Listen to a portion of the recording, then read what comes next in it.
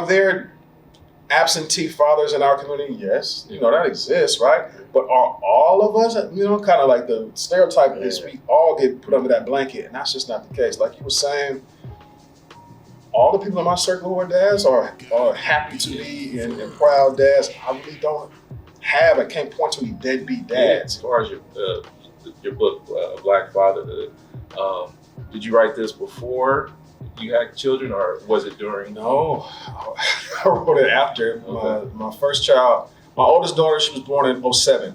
So this was 2016. She was already, we were already rocking and rolling. Yeah. I've gone on to have another child, another daughter. So this came from experience. This came from, my own thoughts on reminiscing on kind of when I got the news and, and all that type of stuff, right? And how I felt at the time versus 7 or 8 years in when I started to write it, how I was feeling at that time. Because to be perfectly honest with you, I wasn't thrilled by the news that I received. That was kind of, that wasn't what I was expecting. Shocked or fear? Shocked, fear, upset, disappointed, the whole kind of gamut of feelings. It wasn't happy until I got that ultrasound and I saw the heart beating and, all that type of stuff. Yeah, and it was like, okay, well, let me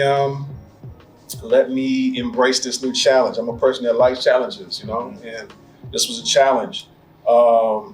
So I'm glad it happened the way it happened. I'm glad, and to have a daughter, I'm glad it happened that way too, because it's all boys in my family. So I got another son on the way, football, basketball. No, this was the furthest thing from that. And my daughter is a girly girl, So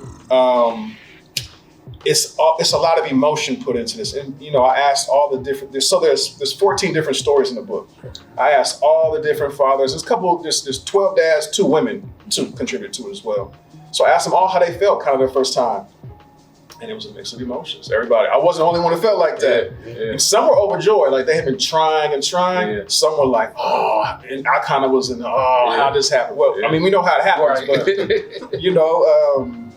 it wasn't something I was planning on. But, at the end of the day, God don't make mistakes, man. And so, I took that as a way to really change some of the ways I was just kind of out there, It really did. And I'm a better person for it. And I hope that my daughter knows that. And I'm happy. I'm happy it kind of turned out the way it turned out. Yeah.